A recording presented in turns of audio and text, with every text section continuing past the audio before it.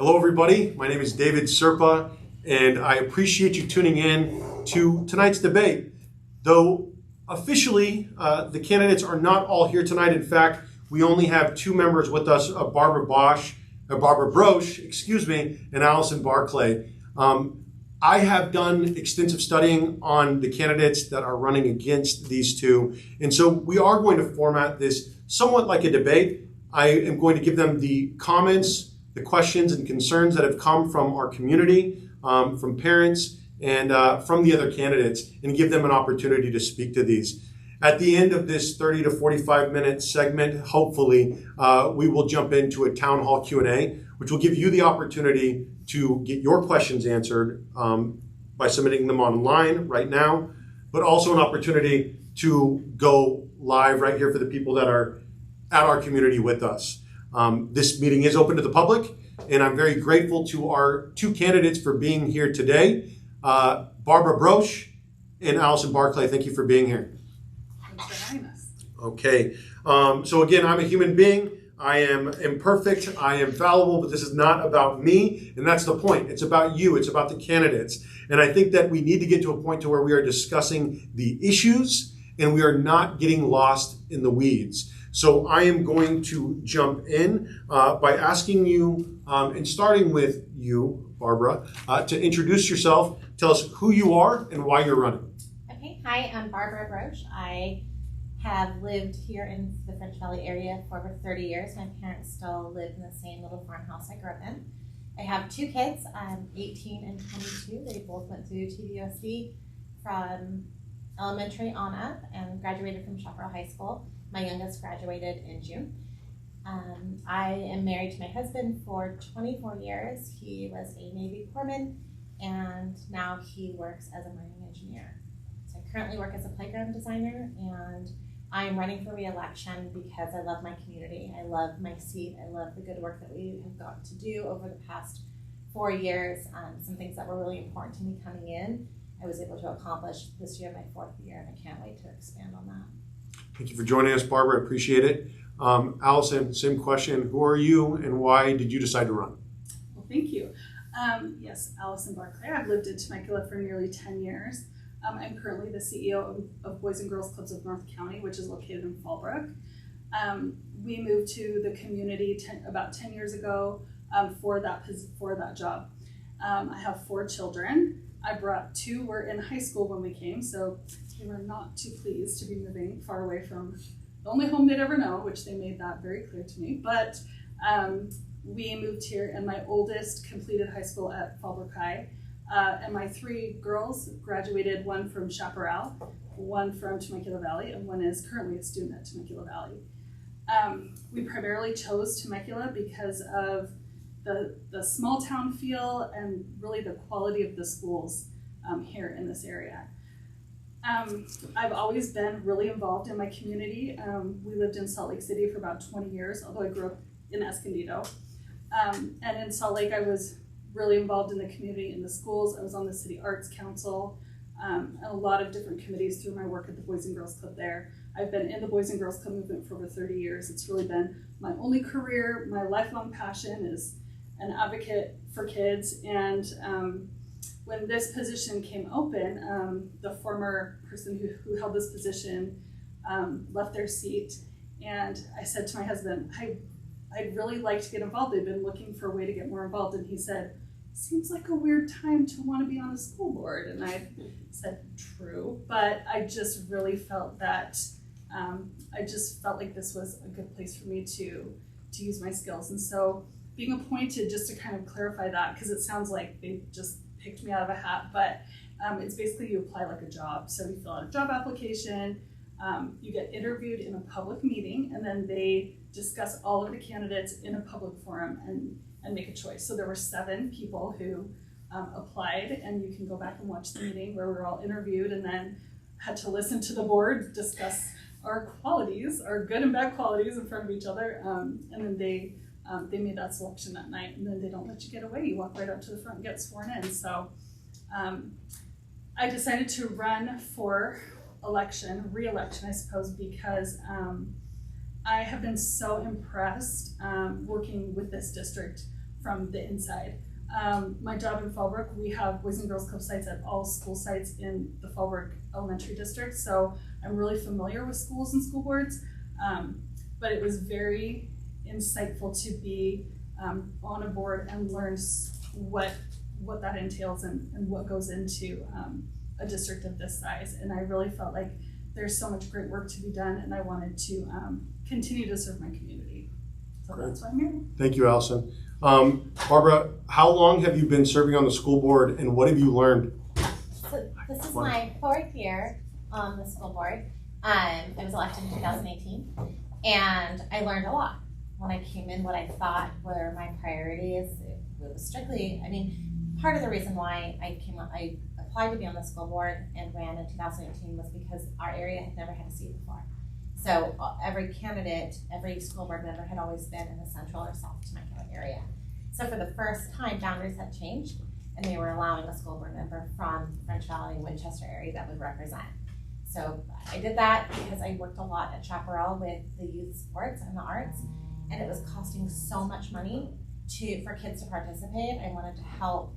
I started working there on the Ed Foundation, volunteering to try to help kids who did not have the funds. So it sort of, in California, if you don't participate, you don't pay, you don't always participate as much, or parents get kind of scared off by the cost because Correct. we're not fully funded by the state for our sports and arts. So I worked with a group of people to establish these different programs to be able to help these kids lower the cost, get them there. If you couldn't afford to pay, you still got to play, and we helped them fundraise in other avenues. So Great. What I realized was we had a serious shortage of social workers, which was really important to me. That ties into so many things like bullying, it ties into mental health, it ties into trauma that kids have had. We're a big military community, and we have students who have lost their family in the military.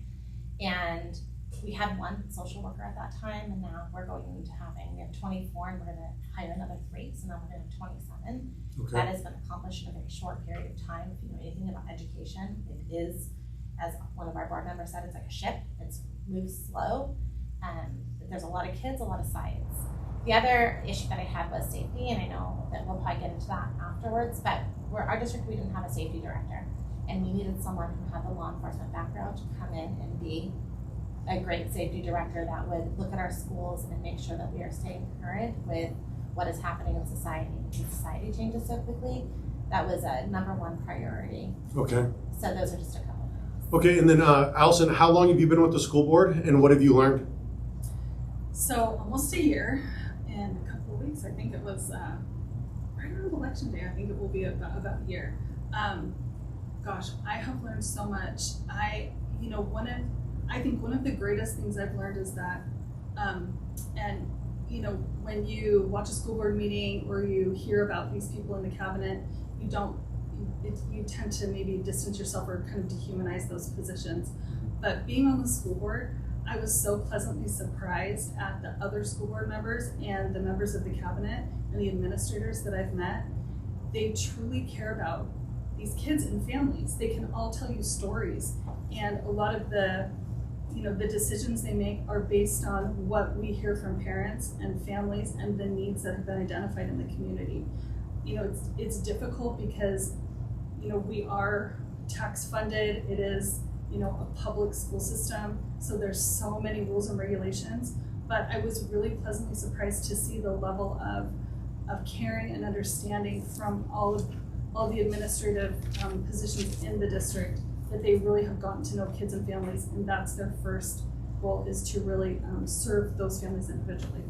Great, thank you, Allison. We're going to start on some of these hard-hitting topics, and we're not going to let off for a while. So jumping right into critical race theory. Critical race theory has been a main point of this election. We've seen it popping up on your sign, specifically Barbara supports critical race theory. What is critical race theory? Is it being taught in Temecula schools? CRT is not being taught in our schools. It's not taught in the school district K through 12. It is taught postgraduate law school, and if you were to ever research it, there are so many wormholes that I don't see how it could ever adapt to public education, the TK through 12 setting. We get this question a lot right now. I think that we see it nationally right now also, and I think maybe that's where it's stemming from. Okay. But that CRT is not taught in our schools, and I don't foresee it ever being taught. It's not adaptable to the level of education that we do for the ages that we educate. Okay, so critical race theory is something that is taught at the collegiate level, if I'm understanding correctly. But what I'm hearing is that racial equity is something that is being taught and is on the curriculum. Is that something that is on in the curriculum, and how is that being taught? So, that's a really good question.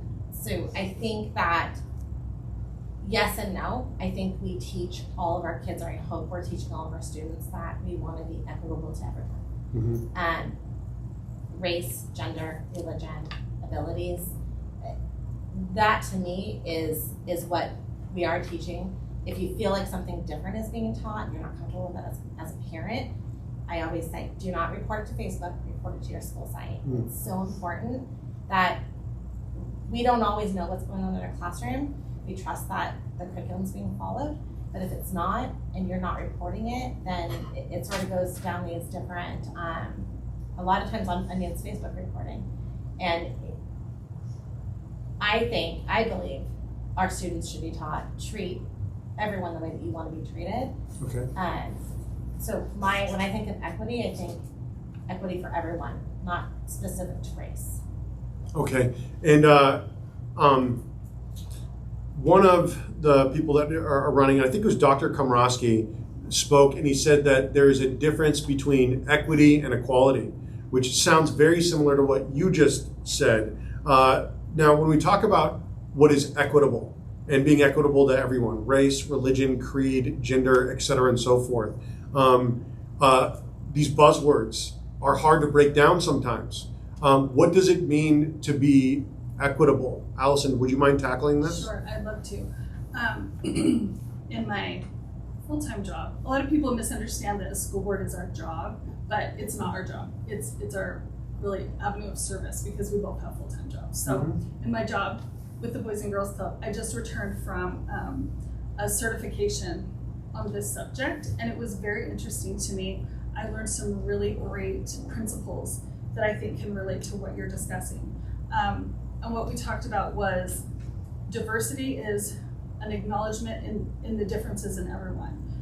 Just like Barbara mentioned, that, some people are tall, some people are short. Some people are, take certain classes, some people take different. Some people have different physical abilities. Some people have different backgrounds. Some people have different races. Some people have different religions. So in our everyday lives, we do acknowledge that people are different. And then you pair that with equity, which is different from equality. I love there's a visual, maybe you've seen it, where it's kids looking over a fence, or people looking over a fence, and they're all different heights. And so something that is equal is you give everyone a box to stand on, but everyone's a different height.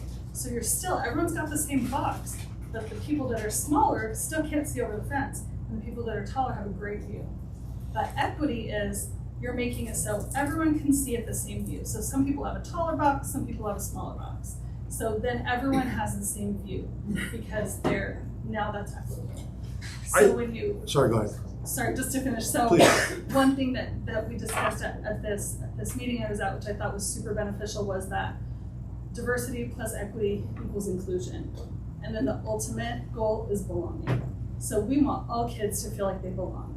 So acknowledging differences, helping to level the playing field. If kids come to school, some kids come having a full breakfast at home, they're ready to go. Some kids come without breakfast.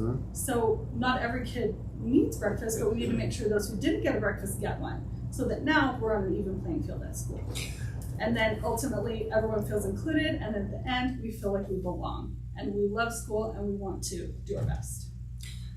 I am all about feeding the kids. I think that's one of the best things that Governor Newsom did as governor, was making sure that we don't have hungry children in our classrooms. If we can afford bombs, we can afford bread. And so I'm grateful for that. Feeding kids, we can agree on that, right? Putting a stool underneath a kid so that he can see it because he's shorter. We can agree on that, right? And so those are good images. Racial equity, gender equity, those are harder things to tackle.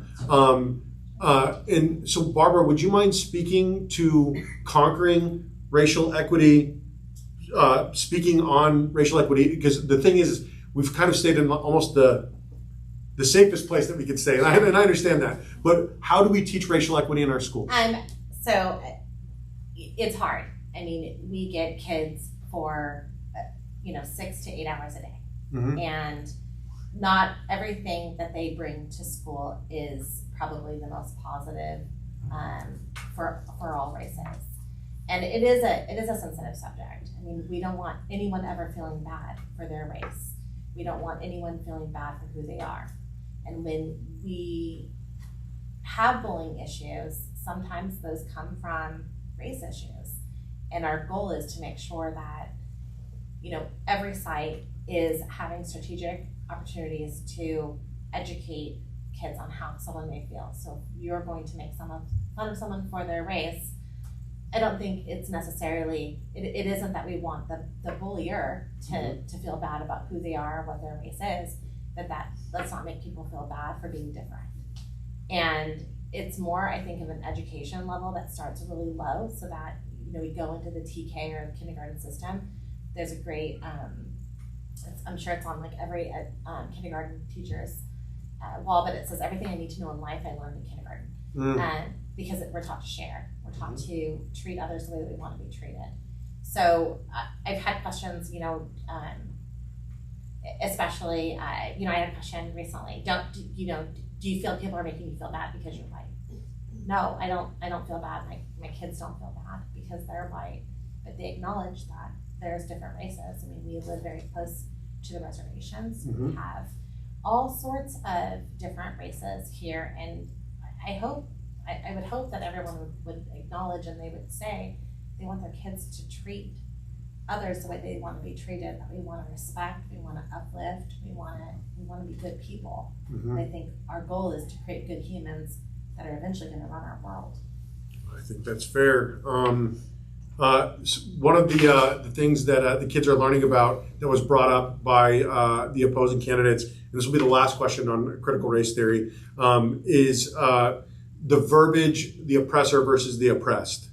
Students are learning based on their gender or their race that they are an oppressor or that they are oppressed.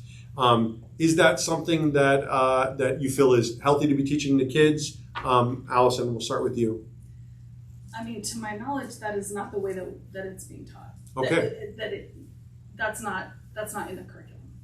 Okay. And again, as Barbara mentioned, if there are specific concerns with specific teachers, those are real issues that need to be taken to the site, and then, as far as that needs to go.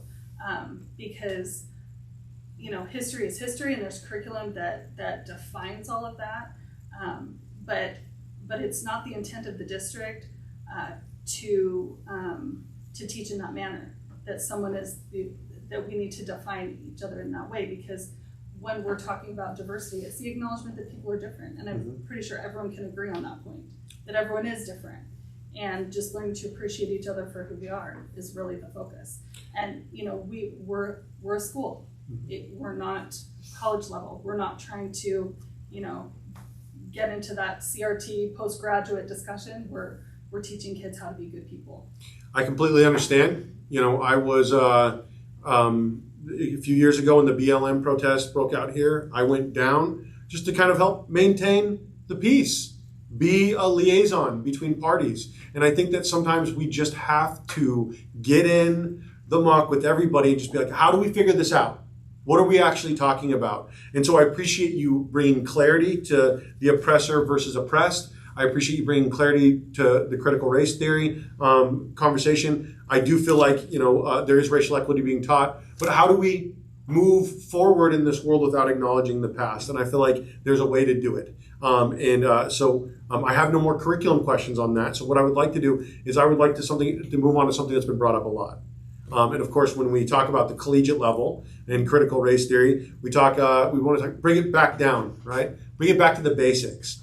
And in fact, Jen, who you're running against, Barbara, or is running against you, however you want to put that, has brought up getting back to basics, putting pen to paper. She talks about parental rights is a big part of all of their themes, all of their candidacies. They say chaos and activism has infiltrated the classroom. Jen has mentioned getting back to basics. Dr. Komrosky said, we're giving our kids too much to carry. They stress the importance of reading, writing, and arithmetic. How are Temecula schools doing on the basics, reading, writing, and arithmetic? And has activism interfered in the classroom? So it's a loaded question. Yes. I believe every school site is teaching all of those things, and if your site is not teaching that, I would be highly concerned. I think we have reading, writing, and arithmetic in every school. So your question has multiple parts. Yeah. What is the performance? So back to basics. I mean, Yeah. I don't understand the tagline here, and I feel like like the oppressor oppressed. Back to basic. These are really buzzwords without concrete. What school isn't teaching the basics? Of course they're teaching it, but they're also teaching other things like art. They're teaching music. They're teaching. We have PE classes. So I'm not sure what they believe is being taught. That's a hard question. Sure. I go into a classroom and I see pen to paper. I see iPads in every classroom. That was a goal that we set, is to make sure that we had a one-to-one device for every student.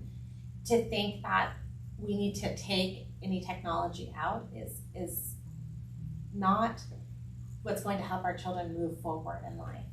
And we have to do state standardized testing. That is not negotiable. We are a public school. We are tied to the state of California. Those tests have to be done on devices. They're not done on Scantrons anymore. That has changed. And when you go to college, same thing. It's not done on Scantron, and it's done with a computer. So there needs to be balance, which I believe we pride ourselves on balance. We want to make sure that the iPads are enhancing, but they're still pen to paper. I mean, we visit schools all the time, and all of that stuff is happening. It's kind of incredible, to be honest with you. What I was doing, or what I saw my kids doing in the 4th grade, these 4th graders are doing way more than they ever have.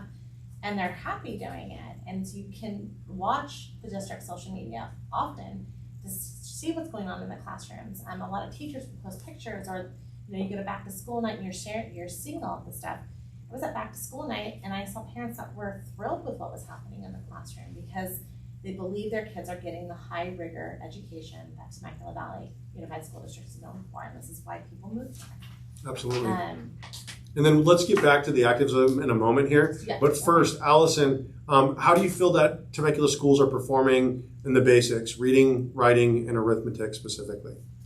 Well, honestly, as Barb mentioned, Barbara mentioned, we do get the opportunity to do site visits, and I was visiting a school just about a month ago, and I did notice in particular that kids were working on paper with their iPad set to the side, and the teacher explained that they really are trying to focus on writing on paper because kids need to know both, and we don't want to go backwards on technology. That's not going to help our kids in the future.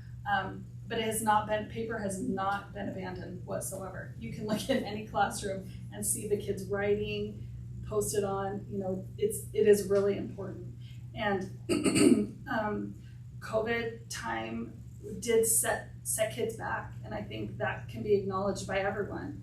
And I think that the schools have done an incredible amount to help kids jump back in and excel. And I think that that we probably are still working on that, just like every school in this country is working on, especially in the state of California, where we were closed for an extended period of time. But I've been super impressed with the measures the district as a whole has taken with the additional, using the money we got from COVID to add teachers' aides, tutoring, I mean, the amount of tutoring and assistance that my child receives now is outstanding. My older kids never had that much assistance, but the schools, you know, when I contact her counselor, oh, here's 7 different ways we can get her extra help. And I know that is because of the investment that the district has made in helping kids, you know, bridge that achievement gap that's occurring because we were all out of school for so long. Sure. Do either one of you feel like activism is interfering in the classroom? I would say that we have activism based on our students who feel strongly about their position politically and they bring it to school. Okay. And you know, the schools try to keep the sides, especially in high school, a healthy balance of, you know, everyone has a right to their opinion. Mm-hmm. So if you want to, you know, if your beliefs are here, we don't want to tell anyone they're wrong because that's their beliefs and that's what they're bringing from home. So again, if anyone feels like their teacher is bringing that to the classroom, that's a different story, and that's not something that the district would say. That's something we would say like that's acceptable. We would say, where is it happening specifically? Mm-hmm. What teacher is it? What site? Your child, and that would be addressed that way because our at every site, all of our principals, our assistant principals, they're all going into classrooms and all day long and watching what's going on in the lessons. Same thing during COVID. They were coming into the classroom via computer so that they could see what was being taught. Teachers are evaluated several times during the year, and they're evaluated from those moments when they're in the classroom.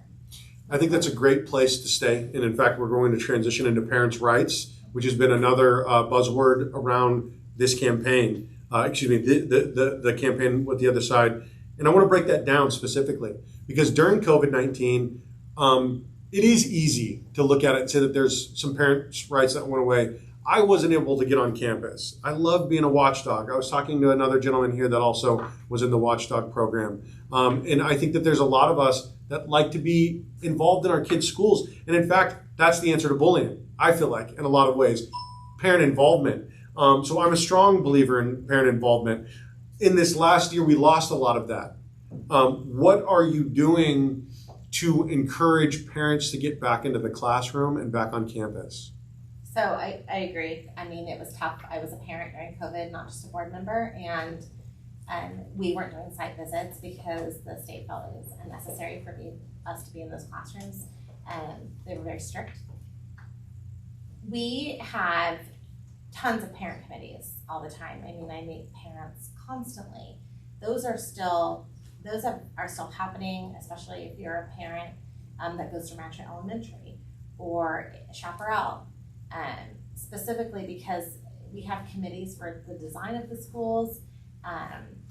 We have WASC committees because we have to be certified by the state. We have volunteer opportunities. I mean, I've never met a teacher that said, I don't want a parent in my classroom. Mm-hmm. For the most part, they want that. I mean, it's so much extra help that they want to do that. Now, yes, we couldn't have parents on campus for some time, but I believe this year it's coming back. PTA used to do a ton of stuff. Some of our PTAs are not as strong. We don't have parents at every site stepping up to be back on the PTA. Mm-hmm. Alamos, if Alamos parents are watching, you have one person on there right now. He is the VP. He wants to have parent involvement. He wants to get that PTA up and going again. So they're working on it. They're trying. We have a district PTA that oversees all of it. She's always advocating and recruiting. But if you're a parent and you want to volunteer, you reach out to your child's teacher, or you can reach out to the site, and they're going to welcome you in. Mm-hmm. And that's been one of the things that I think that parents have been experiencing during COVID-19 and even this year is, where's the line at on getting back on campus? Is the Watchdog program coming back? What can I do to help out because I believe that the teachers need the help, but it has been difficult getting back on campus. And I think that maybe even a lot of parents don't even know that they can get back on campus. Allison, what is your message to parents about getting involved on campus? They absolutely can come on campus. I was so excited. I was visiting Temecula-Luceño, and I think almost every classroom I saw had a parent working with a small group of kids outside the classroom. It was fantastic. But it is incumbent upon the parents to step up and be willing to do that. These site-based programs that you're talking about, they are site-based. So it's if there are parents that want to do it, and the site, works to create those programs by site. So any parent that wants to be involved absolutely can be. And as Barbara mentioned, there are many, many committees that make really important decisions. They did Zoom meetings for, we did a complete, sorry, the word just went in my mind, facility analysis, which is fantastic, a systems replacement plan for the whole district. And there were meetings at every single site. And I went to a couple where there were no parents. And there were many, many emails sent. And it's a little disappointing. And I know it's really hard because we all get barraged with so many emails and, filtering through it all. But if you are a parent that wants to be involved and you aren't sure where to start, please contact your site because there are many, many opportunities. District committees, site committees, activities right on your campus where you can help, right there, do all kinds of things, as well as working on campus. There are many jobs available for crossing guards, cafeteria workers, aides, all kinds of things that parents could, if they have the time. It's super important that we fill those positions, and there still are quite a few that are open. So parents who have that time, it would be fantastic if you can step into those roles to support the schools. I have one more question about parents' rights before we jump into school safety. Okay. Danny Gonzalez had mentioned developing a parent board, a group of parents that are involved with the school that are not necessarily picked by the school. It seems like a good way to work a middle group between the school and the parents. It also sounds a little bit like a parent-teacher association. Is there something like a parent board that people can get involved in? You kind of answered that question for us already. Mm-hmm. It's PTA, PTOs. I mean, if you go to the high school, there is dozens of boards representing each cheer, drama, dance, basketball. I mean, there's tons. When you get to the middle school, it's PTOs or PTAs, depending on what site it is. Same thing for elementary. So those are the parent boards, and they send out. You constantly will get communication of when those meetings are. If you're not getting them, it's because you don't have parents volunteering to do it. So that's tough. I mean, a principal goes to every one of those meetings. She or he wants to have that parent involvement, but if you don't have parents stepping up to do it, then those are your parent boards. I mean, and those activities are parent driven, and they're not school driven. So if the PTA wants to have an event, they coordinate the event, plan it. It's not the school telling the PTA, we need you to do this. Okay. Those activities can be fully parent driven. Going back to Watchdogs, so Watchdogs the licensing was purchased through PTA. So what happened was if there's not a PTA, that might not be up and going. So our superintendent this summer actually kind of got ahead of it and said, okay, we're going to be able to have parents back on campus. What do we need to do to have programs like this? So every school is a little bit different right now. Paloma Prowlers, I think. The Paloma Prowlers right now. But every site's a little bit different. Contact your principal or your child's teacher. I went to every back to school night that my district had, and every classroom that I went into, there was a assembly beforehand for parents where they asked, hey, who wants to be a part of the PTA? They had the PTA or PTO had a table set up. Or there was a table that said, hey, put your name in if you want to get this going again. So that does already exist. Yeah, and I was realizing it honestly as I was reading the notes and as you guys were speaking. But it's, a parent board, PTA, one way or another, getting parents involved is a good thing. And I applaud all of the candidates for getting involved and trying to make a difference. And I, like I said, I've open the space October 26th or November 1st if they would like to come and do their own event here.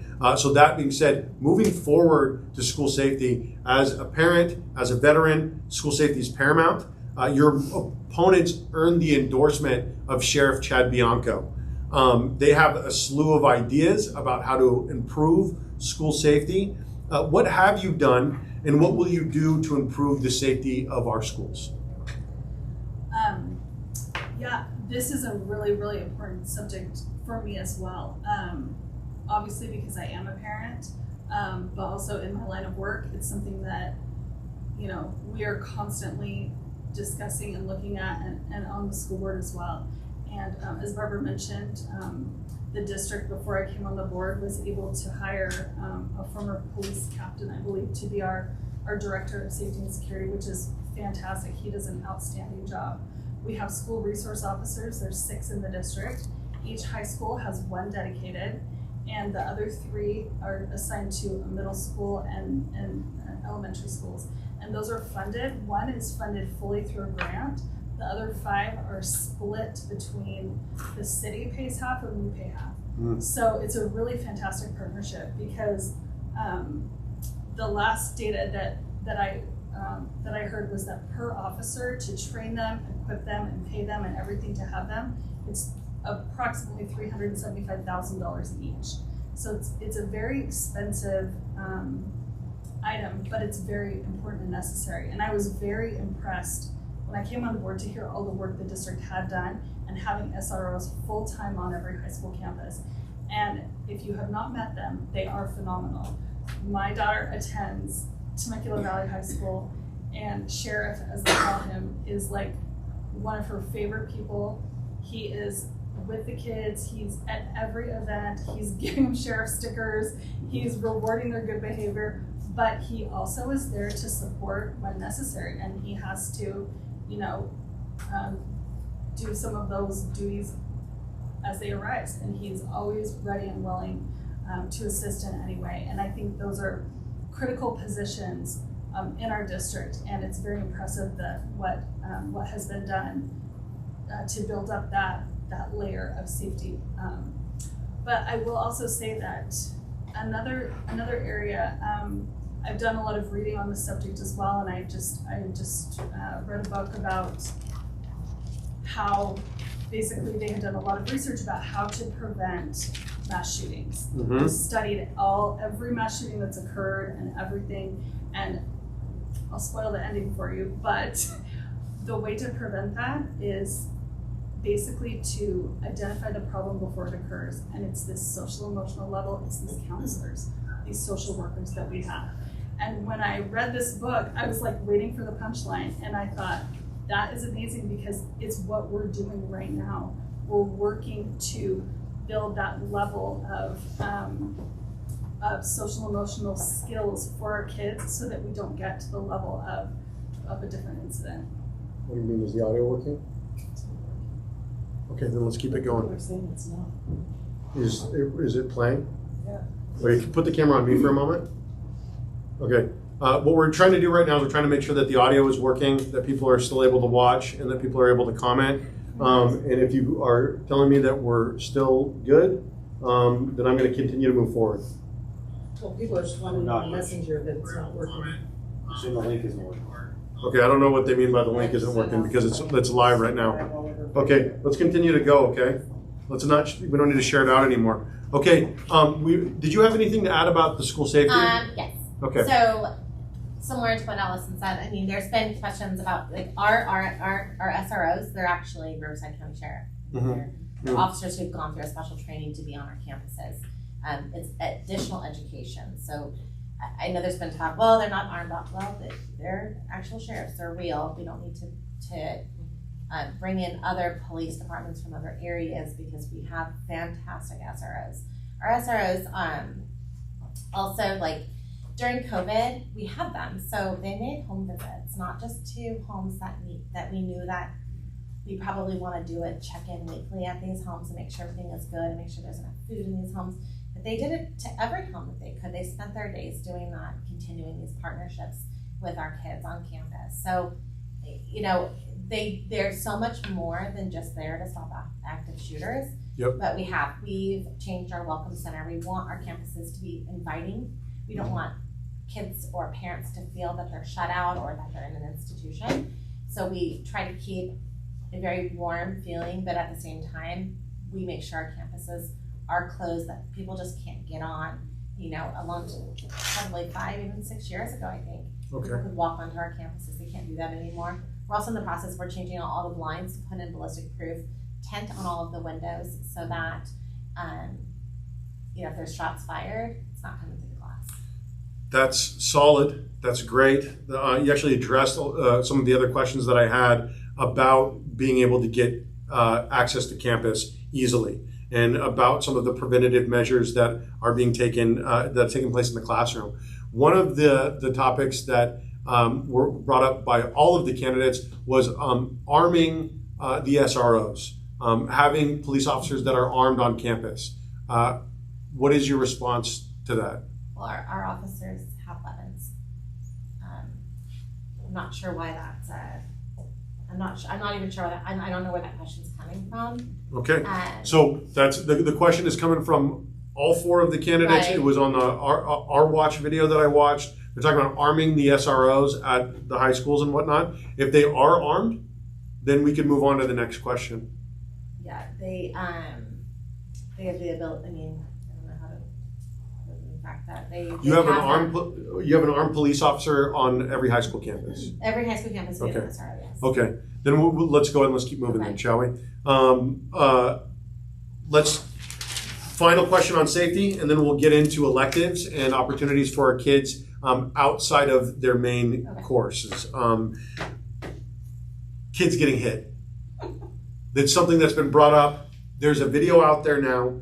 Kids getting hit. And of course, I don't mean to laugh. I don't mean to, smile about it. I don't want anyone to get hurt on the roads out there.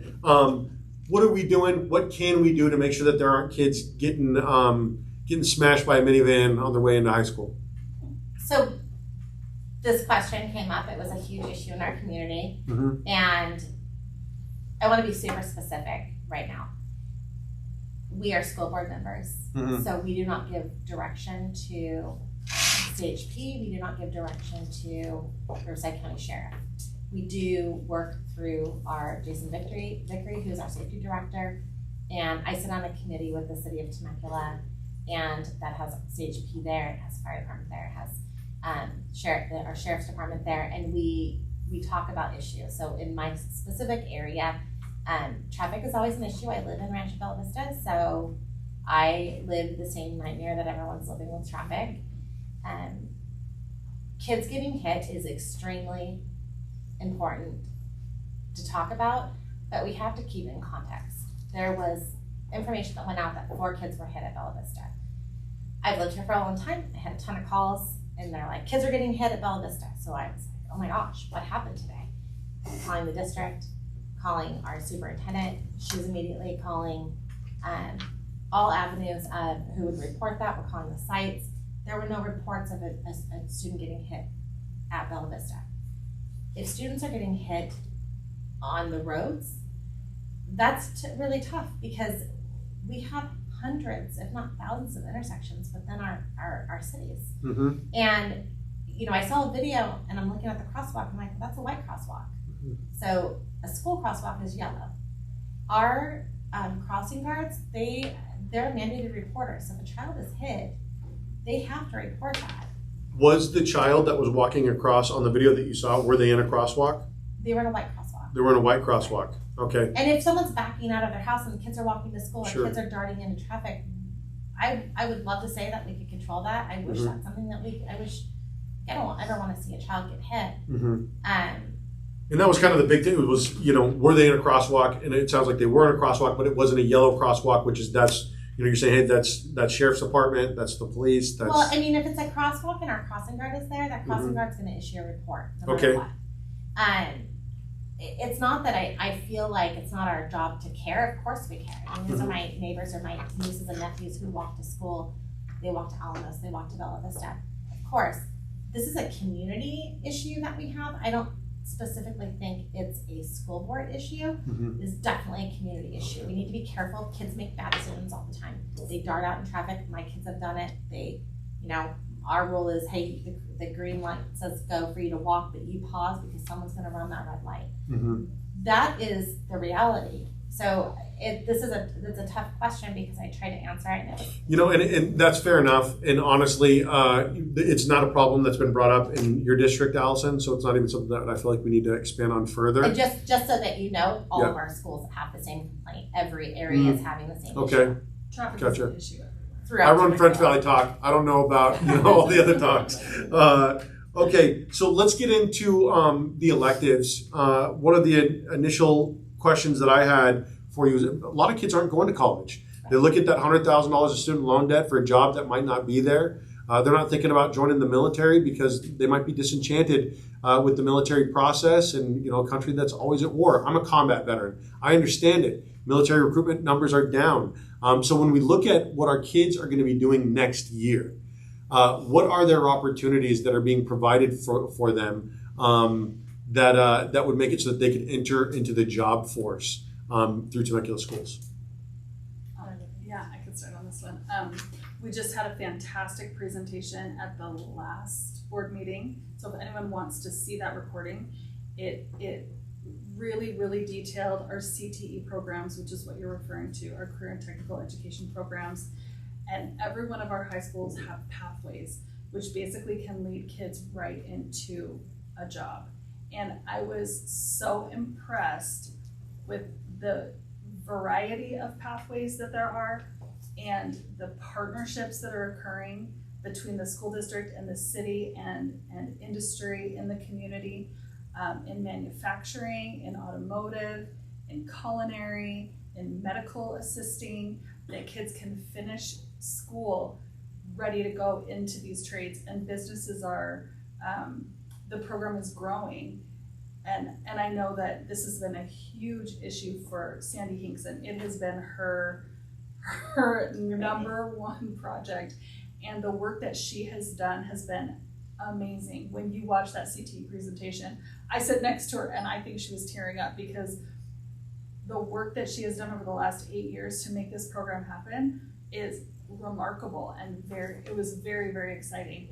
And they shared a statistic with us there that kids involved in those programs, okay, correct me if I'm wrong here, it saved parents $1.4 million in college tuition because those programs can earn you college credits or credits towards a technical school. And we watched a great video of kids talking about these pathways help them decide what their career is. And some kids will stick with that pathway and they'll go all the way through and that will be their career. And some of them will take a class and think, oh, this is what I want to do.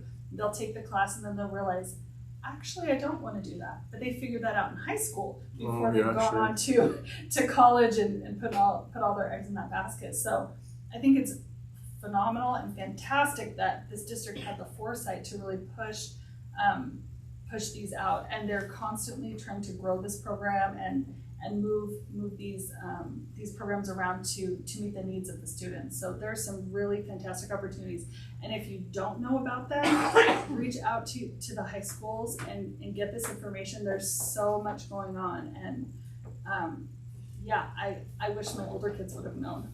That's They great. would have been around when they were in school. Well, and it's also knowledge, like awareness that the programs are out there. Barbara, would you like to expand on the career and technical education or the Sure. electives being offered? So we actually do this at the middle school now too. So Okay. if we're piloting, I know for sure Vista has it. You do a rotation, so you do a variety, so that when you start looking at high school, you're knowing ahead of time kind of what you're interested in. Chaparral right now, this year they have virtual cadavers, which is pretty cool. I think we're the only school in Riverside County that has anything like that for that program. As Allison stated, these kids are having internships over the summers so that when they are graduating, they may not want to go to college, and we're equally supporting both students. But we want to make sure that every graduate is successful when they graduate from us and they have their next step going forward. So we have mentorship programs, and again, our community has been amazing. I mean, some of our kids right now are working at an eyeglass place, and they're making the lenses. So you're taking kids that said early on, we're not going to college, and they've been able to find what they want to do in an industry that's lucrative, and they come out being able to support themselves, which our country needs more trades. I mean, that is nationwide. It's an issue. Our trades have we've pushed all these kids into college, and now sometimes we have a lot of kids who can't afford to pay their student loans right now, and they're not even doing what they thought that they originally wanted to do. So great. Thank you. We're going to jump into, we've got 3 more topics, and then we're going to open it up to questions from the audience, questions from people online, if the link is still working. But moving back to the middle school, because one of the main complaints is about overcrowding in Bella Vista, overcrowding in Chaparral.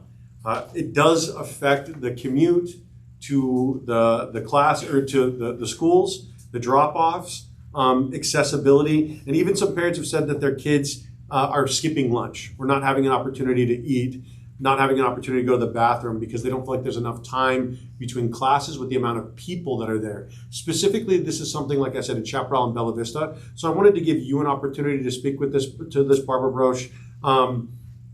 What is the plan to reduce overcrowding at these schools? So our community is growing. It's bursting at the seams. I mean, when you head out into the Winchester area, they're building where they said they would never build.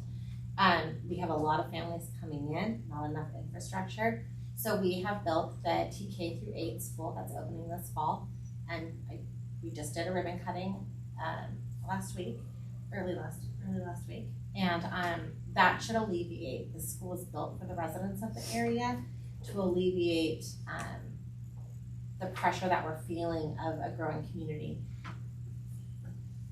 Schools take a while to build, and houses are going up faster than schools can go up.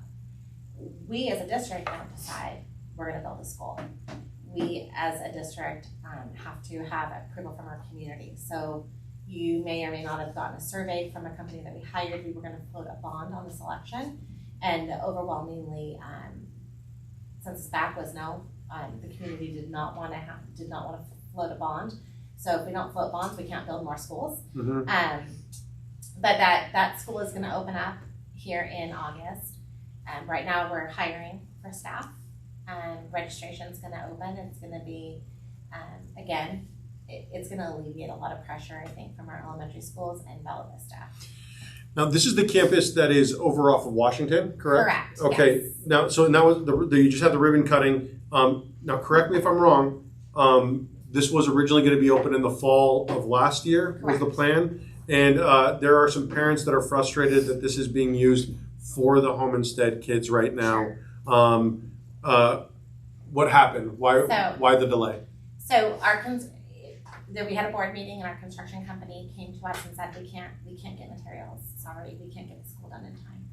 And we had to make a decision because they said, you wanted to be careful. You have this beautiful school that's halfway done. So not all the way. We didn't have all of the requirements to open the school. We still needed more buildings. We needed bathrooms done. Our furniture was held up. There were I believe, I forget what building it was. I think it was the NPR that we have to have a middle school. They said, you're going to have a problem. You're going to have squatters come in. You're having an issue up in the French Valley State Brothers Center because we're so close to the jail where they release people all the time. And then you have an issue with homeless people and squatters here locally at your shopping center. Correct. We're probably going to move into the school. So we made a decision then that we would house home instead there and then move them out as the school is finished. So there was never an intent that we would ever keep that program there long term. It was always simply just to make sure it was occupied so that we didn't have people moving in because they saw empty space. That was quite beautiful, to be honest with you. I mean, it is an issue in our community. Our local businesses like the Pizza Factory, they've had a terrible time with squatters moving in during closing times. Aware of that because of the business that I own here. Yeah. So it's been an issue. We didn't want it to happen at a brand new school. So I think that one of the big questions that I have for you is one that affects some of my neighbors, and that's the buses. it being $400 to $500 per child per year to ride the bus. When I was a kid, you didn't have to pay to ride the bus. It was just something that was included. We have a lot of military families, like you've said, and $2,000 for 4 kids is a lot of money to put into that. With this reducing the traffic issues, and with it being something that is could be, I think, such a fix-all for so many problems, why are we charging so much for children to be riding the buses to school? So I'm not sure of the time frame. I want to say it was about 8 to 10 years ago, because I'm trying to think back to when my kids were in school. The state of California no longer provided transportation for students. They had a radius, and they took our funding away for busing. They didn't feel that we needed it any longer unless you were someone who's coming from a disadvantaged economical standpoint, and then you can get free busing, and that's still the case. So when that happened, and just to back up a little bit, everyone thinks you get this money, you can do whatever you want with it. You watch any of our financial reporting, that's not true. We have different pots that you can spend different monies on, and longevity is something that they're always looking at when we spend money. We can't just bring in staff without knowing how we're going to pay for them in 3, 5, 9, 12 years from now. So when they took away the bus funding money, that was huge in our community. It affected me as a parent too, because I'm like, how am I going to get my kids to school? I leave for work super early. I couldn't afford to put my kids on a bus pass, and honestly, Chaparral, and it was too far. Bella Vista and almost walking distance for my kids. Chaparral is not dangerous. I wasn't comfortable with that. So I had to make adjustments. We're hearing that the governor is going to change that this upcoming year, and that we are going to get funding back for busing. We need bus drivers too. That's another issue we're having right now. So if anybody watching wants to be a bus driver, we're constantly hiring. Free training. We're offering, we need bus drivers, and we need buses. Well, I've been thinking about shutting down our community for a while. I'm ready to move on. I'm ready to drive some buses. Let's do it. Let's get this figured out. So some parents are frustrated because of the amount of transfers being approved into Bella Vista and to Chaparral specifically. Is there a limit on the amount of transfers that are being approved in? So I'm not sure how many transfers are being approved in, or what that All I can do is bring you what people are talking about. That is right. The schools do have capacity. I mean, there's capacity. We're not going to be, and especially right now, French Valley Elementary and Alamos, not a lot of seats available. I think we're down to just a few seats at each school. So I don't believe we're taking in that many transfers. Okay. It seems like whenever we get our yearly report on it, we're pretty equitable with who leaves and who comes. So we have kids all the time that, especially here, can take that easy pathway right into Vista Marietta, and we have kids that leave for drama or for cheer or for football, but we also gain kids back. So whenever we see those numbers, they're kind of bounce equal. out. They're pretty balanced. Okay. So it's been pretty comfortable so far. I don't think it's been very difficult for anybody. I think it's probably about to get pretty uncomfortable. Okay. Okay, so one of the things that people are talking about, the other candidates that are running, is Assembly Bill 1266. For those of you that don't know, California's Assembly Bill 1266 allows people the ability to use the facilities, sports teams, bathrooms, lockers, etc., with the gender that they identify with. This has become a big culture issue, of course, but it is also something that has taken place on campus. How are you addressing these issues with the students on campus? I'm happy to start on the subject. Yes, so as you mentioned, it is an assembly bill, and as a public school, we're required by law to follow that law. We don't have options to choose to do it or not. Private schools, different story. Public school, that's what we're required to do.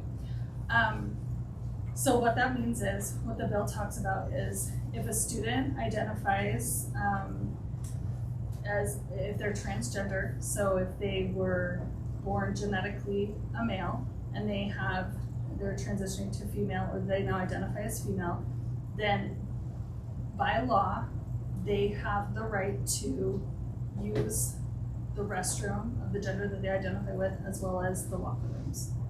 So obviously this does present a challenge because there are many students at our school who are transgender or who are not. And so it's a very tough balancing act to make sure that we're upholding the law and making sure that all students feel comfortable and accepted.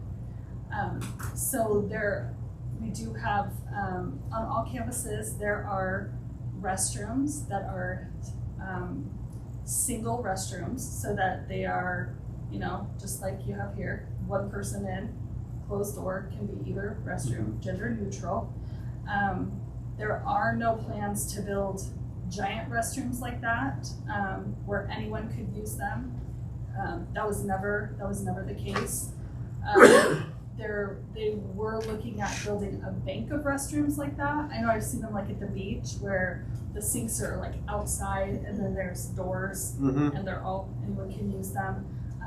Unfortunately, the space that we were hoping to build those in, it isn't going to work. So that's not even happening. So there are places they can use. Locker rooms are a different story. So by law, we cannot direct a child to change in a certain area. We can't say this is your space and this is your space, or you need to change in the back, or you need to change in the restroom. So it really is a site-by-site basis at this point. The district is definitely trying to get ahead of this issue and looking at as locker rooms are remodeled, that we can build private changing areas that any student can use. Because I had a child who never liked to change in the locker room, was very uncomfortable, and they would change in the restroom. So any child who is uncomfortable, they can change, that they would have access to private changing, and they can also change in a stall currently. Sure. But the sites do work with these students individually and on a case-by-case basis as it has arisen, because definitely it's our goal to make sure all kids feel comfortable, but it's a tough one, because an action that might make one feel comfortable might make another feel uncomfortable. So we have to uphold the law as a public school, but get a little bit creative on how we handle these situations one-on-one. And again, as we've mentioned many times, a lot of times we'll hear, oh, I knew somebody at a middle school and this happened. And so it's like, okay, when? Who was the teacher? Like, what's the situation? Because we really need to know specifics so we can handle that. If there are things that people feel are uncomfortable or not handled appropriately, we want to know that so we can get down to the issue and solve it. Okay. I apologize for looking at my phone. My husband goes to bed very early, and I have a teenager who's driving. So. You don't need to apologize, Allison. I appreciate you speaking of this. There's a lot going on. I'm trying not to be distracted, but he's already asleep and she is driving. So anyway, sorry about that. Okay. Anyway, yes. Thank you very much. Yes. Barbara, would you like to expand on that? Do you have anything to add? Allison covered it pretty well. Okay. Just a couple things. We have to have a gender neutral bathroom on every site. It's the law. And if we don't have the space to have that restroom, we have the nursing office, and there's a bathroom there that's utilized. And our job is to protect all kids. So I've heard some of our transgender children say they don't feel comfortable changing. They want a single stall. They want to go to the nurse's bathroom. So she said it best, it's a balance. We would never make a bank of gender neutral bathrooms where kids can just go in and out. Honestly, bathrooms are one of the hardest areas to supervise, because you can't always, you can't have an adult in the stall with a child using the restroom, but we want to make sure that restrooms are being used for restrooms. So that would be a nightmare from day one. Sure. So we would never do that. But I think that bathrooms and lockers, I think that it's a difficult thing to figure out right here. You want to make sure that everybody's honored. Now, that being said, there are some things that you do have control, or you at least have influence over. And there's a Spirit Day scheduled, or maybe it already happened. And I can't remember based on the person that was telling me. Say no to drugs and dress your type. Encouraging students to dress up as what they're attracted to. How is this? Is this not something that you've heard of? I've not heard of this. Okay. What site is this? The Chaparral. Say no to drugs and dress your type. I would have to look when I was looking at their Instagram. I've heard this from a high school student, Spirit Week. I didn't notice that, but I did notice that ASB director did put on there to make sure you honor the dress code, which I was very happy. Is that say no to drugs and dress your type? Yes. Okay, so say no to drugs and dress your type. The idea is you're saying no to drugs. Okay, I think most parents probably get behind that. Dressing your type, you're dressing like what you're attracted to. If you're a boy that's attracted to boys, you're dressing like a boy. If you're a boy that's attracted to girls, you're dressing like a girl. And that what people are saying is that this is encouraging cross-dressing. So when you say that, I more thought like dress to like you play baseball, dress to Oh, no. if you're going to be a doctor. I mean, It's I about think, sex, Barbara. Sorry, my mind didn't go there. Yeah. I would say that I would have to look into that because Yeah. I hadn't seen that, and I guess I was excited that we were all following the dress code that we set this year. So Sure. If you're Yeah. if you're dressing your type, at least you're honoring I the dress think it's code. odd, to be honest with you. Okay. I mean, There's a lot of things that are getting brought up. A lot of things got brought to my Sure. attention that I'm bringing up today that may not be an issue to everybody, but they're an issue to somebody. Well, and I mean, I think as a parent, I would probably, if I had a child going to the school and got that, I would wonder what that was. But I would say call the site and talk to the principal, send her an email tonight and question this. 2 more questions for you guys about these topics before we move on. And I apologize that this has ran long, but I appreciate that you're giving thorough answers. I think that that's what's needed. At Chaparral, both the homecoming king and the homecoming queen were young men. I'm as understanding as the next person. A group of young people at our community last year threw a pride event in here. I'm 100% about it.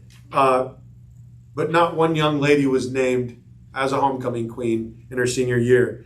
So I can understand where parents are coming from. They're wondering where's the line, not athletics, not homecoming queen, not the bathrooms or the locker rooms. Is there a line, A? And should there be a line, B? Well, I mean, they didn't have a queen. I believe they just had the royal court. Yes. The royal court. They did Right. top 2. Okay. I think that's what a lot of schools did this year, and I think that's just how the voting panned out at that school. Okay. Is that they do top 2. All right. So I think that's where So- it comes from. 2 homecoming kings were elected, but it was royalty in general. Okay. Last question. I was reading an article in the Daily Bulletin about Christian nationalism and the Temecula Valley School Board race. And there was a lot of topics that I would bring up to the other candidates running if they were here. But they're not here. You guys are here. And so I have some specific questions for you, Barbara. You mentioned that a concerned student came to you and said, what happens to me if these people get elected? Do I have to move? And you responded, I don't know how to answer these questions because the statements made by other candidates are concerning. Now, being fair, being balanced, is your statement fear-mongering, or are the statements that are being made by these candidates legitimate concern for the youth and the LGBTQ community to the point to where they might need to move? No, I don't know how to answer a child who says this. And we had a rough 2 years of podium comments. And we had a lot of students that were in attendance for those podium comments. And I think that when you are so vocal about your beliefs and how you feel that this is, my belief may be different than your belief, or my belief may be different than Allison's belief. Sure. We're all different, right? So, but when these kids are hearing this over and over, and you're seeing this on social media all the time right now, and you have different groups, of course, I'm not telling them that they have to move, but I don't know how to answer the question of why adults are saying things about them. Because at the end of the day, whether you believe with a child what they do, what they say, whether you believe in it or not, you still support it's a child. So no matter what, at the end of the day, no matter what my belief is, my job is to support every child on every campus equally. Did you want to expand on that, Allison? Yeah, I agree. I mean, there have been, and again, being the new one, which everyone loves when I say that, but I have seen, we've received emails and comments at the podium that are very disheartening. demanding that pride clubs not be allowed on campus, demanding lots of things that really are not within our purview to control. And as Barb said, we all, especially on our school board, and I know it's probably hard to see because that darn Brown Act just keeps us from speaking super freely on the board, which it's good because there's lots of reasons for it, but we're not able to really comment to what people are saying to us many times. But we all have very different views and opinions, but when we make decisions for the board, and it's really, really important that we do that in a lens of thinking of all students. And this comes from talking about the diversity lens, the discipline lens, safety, curriculum. There's lots of things, and you have to it's really difficult to think of every student and every family and make the best decision for the most, because you're never going to make everyone happy, but it's an important job, being part of the school district and 27,000 students, and contrary to popular belief, we have more students this year than were predicted, which is one reason schools in my area are full. They're not full based on empty classrooms, but the projections that were made even before COVID, we've outpaced that, and they're full based on the staffing of the schools. And we don't just hire teachers to fill every classroom and hope kids come. It's based on our projections year over year. And we were surprised at how many students have enrolled this year. Wow. Pleasantly surprised. But it does make it, the role of the school board is very, very important to keep your personal beliefs in one pocket and understanding of the law and thinking of all students, really at the forefront. Last question, and then we're going to move to questions online and from the audience. Danny Gonzalez mentioned that he says that it's a slippery slope, labeling, saying that people are saying things that they're not saying, labeling parents as domestic terrorists. And so when you look at these sort of things that are being said from the podium, you did mention one specific of pride clubs not being allowed on campus. Are there any other specifics that you can mention, Barbara, that have been said that would cause you fear about one of these candidates being elected to the school board? I mean, first, I don't think we ever called them domestic terrorists. What he was mentioning is that we're able to label, and he wasn't speaking about you specifically, Okay. to be fair.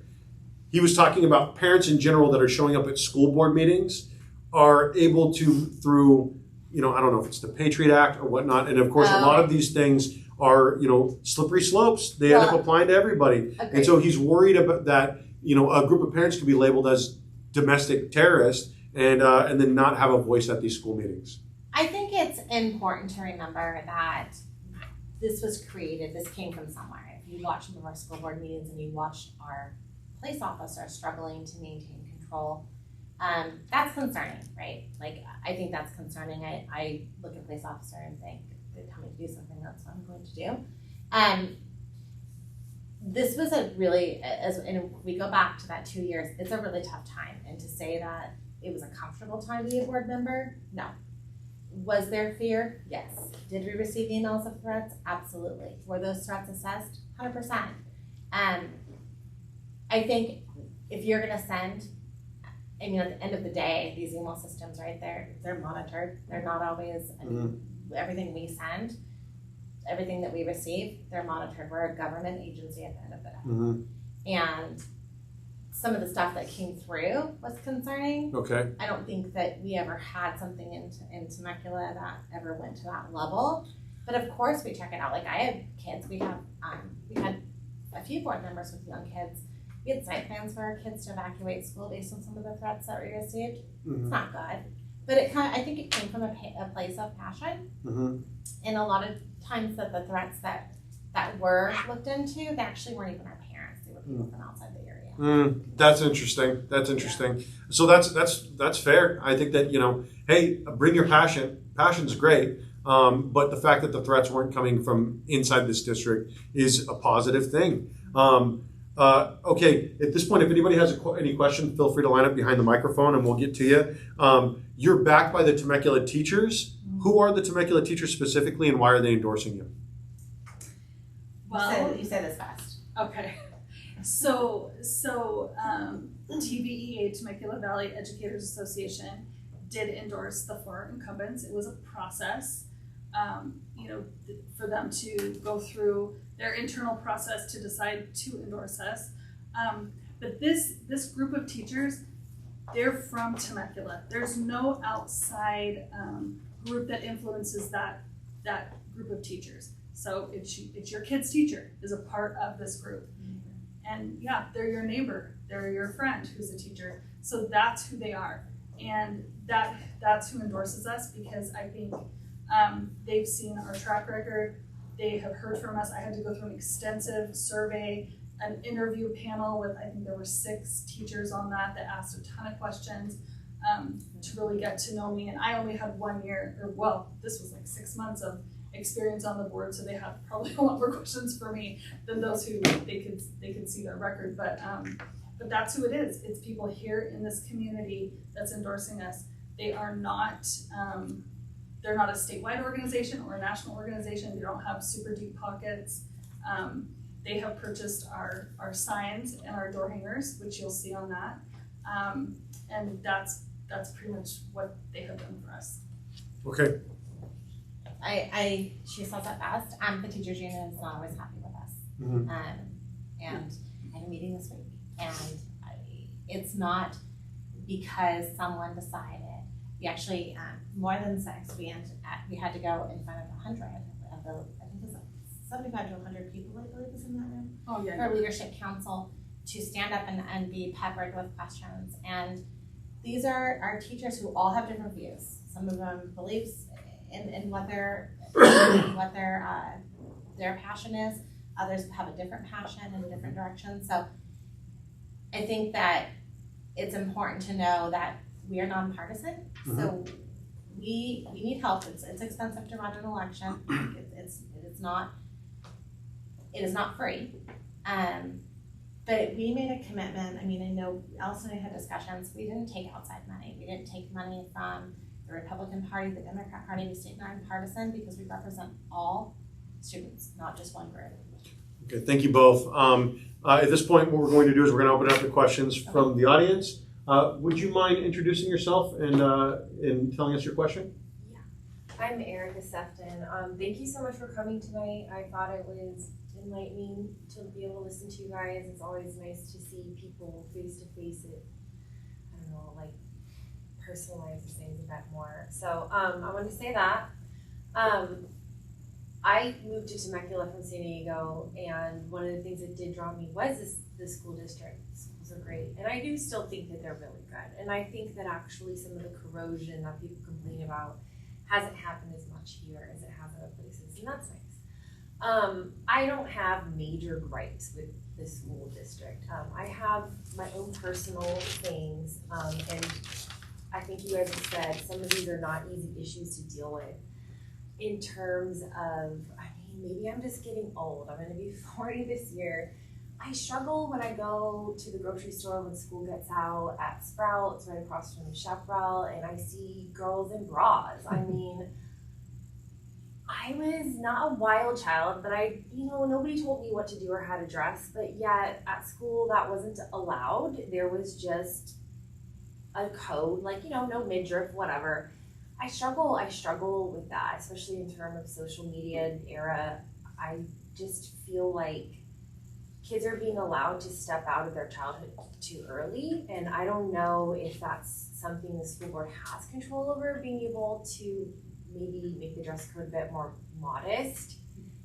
I mean, as an adult, I'm the type of person who will dance on a bar top, but as a child, I think I struggle with that. That's my personal opinion. The other thing that I talked to Barbara about, and I know you guys are really backed into a corner, but I am really unhappy with the way COVID was dealt with, and I'm not necessarily blaming. I don't really know what the answer is. It did seem like a lot came down from the state, that you didn't feel like you could have much wiggle room.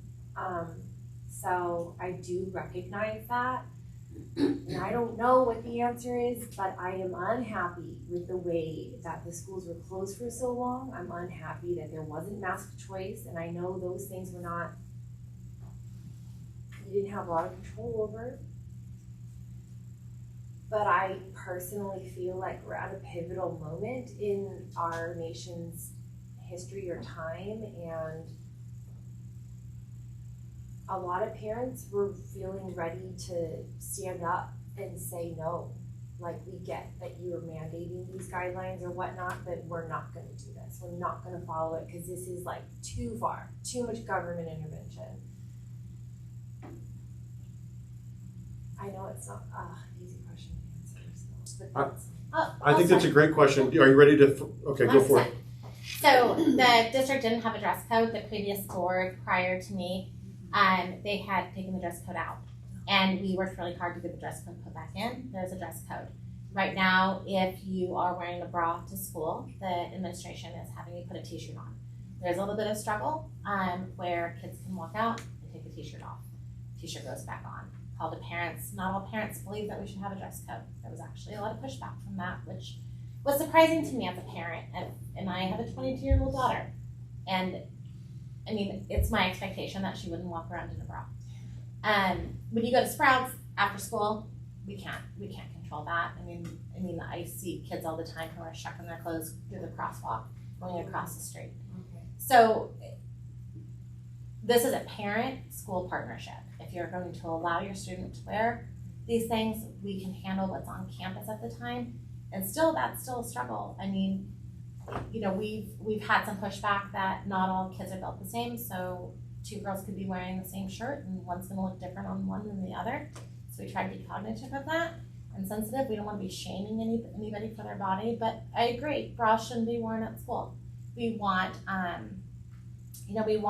we want all of our students to respect themselves and for their classmates and their peers to respect them too.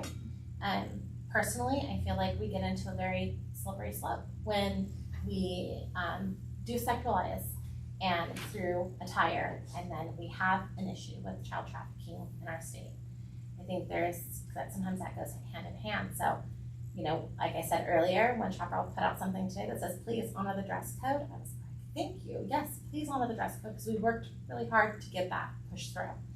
COVID. So, you know, early on COVID, I really thought that we had a choice. We actually, and it wasn't a board that Allison, it wasn't a board that Adam was on, and it wasn't a board that Steve Schwartz was on. This was a board that was different, and we had a really uncomfortable debate, and you can see it online. I actually have the clip, but I can send it to you. My husband found it for me. And I thought that we had a choice, and I wasn't comfortable with kids wearing masks, and it wasn't because I felt that it was my right as a wife of a Navy veteran. Patriotism means something in our household. The mask didn't mean that to me, but I was worried that we have a lot of refugee students that are here, not just from Mexico, but from other places. They're English learners, and how would they learn English if they had a mask on and they couldn't learn to enunciate? How were our deaf children going to read lips if everyone had a mask on? There was a lot of issues.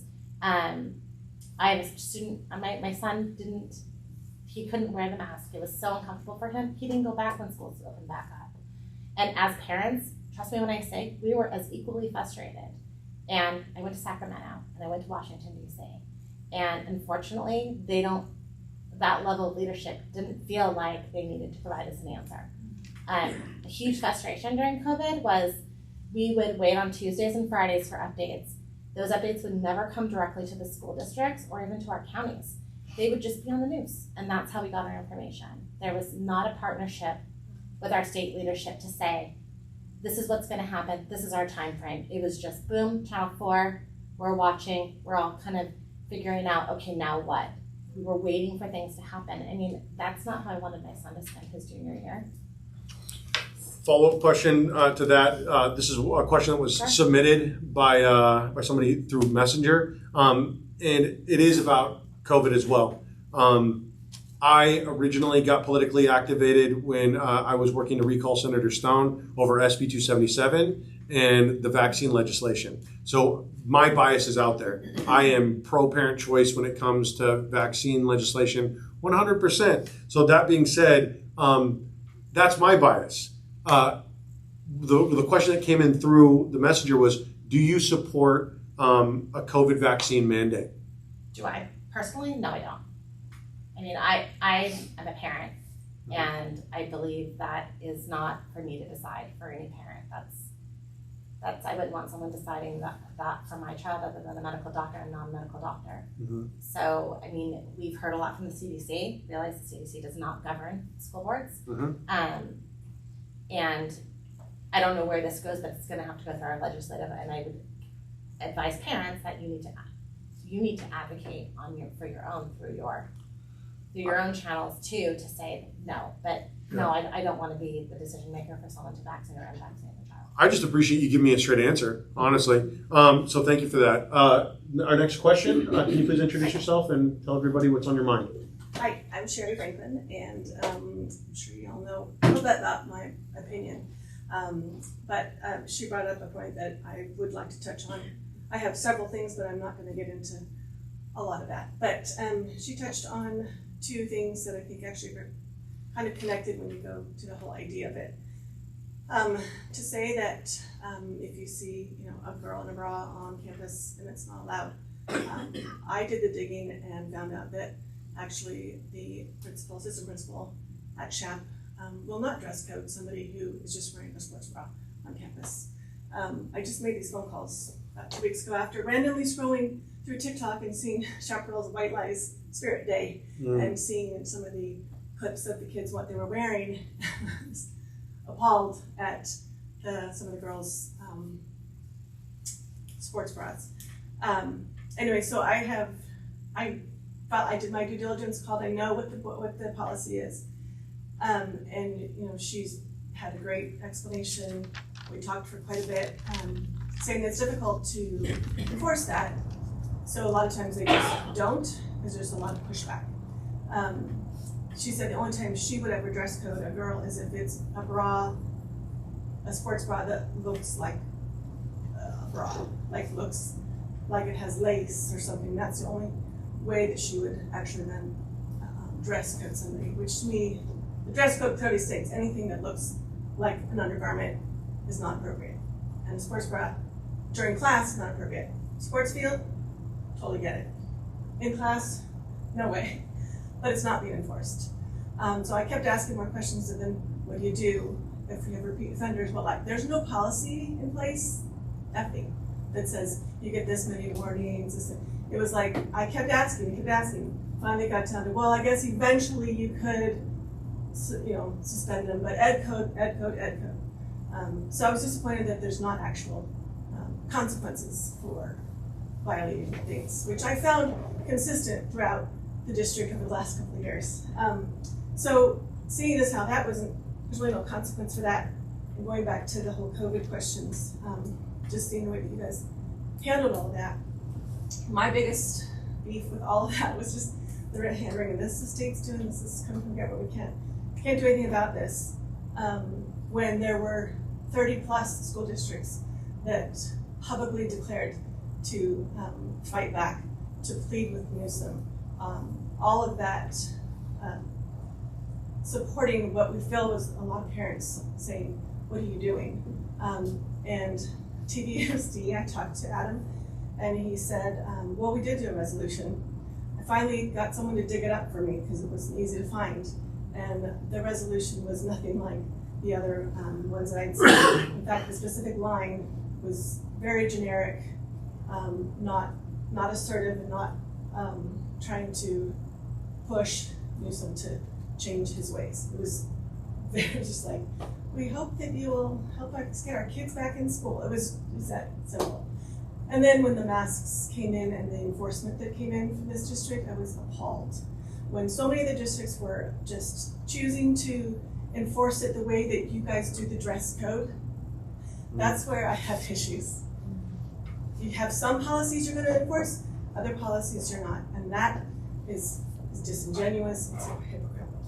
So how will you enforce policies consistently across the board? These are great questions.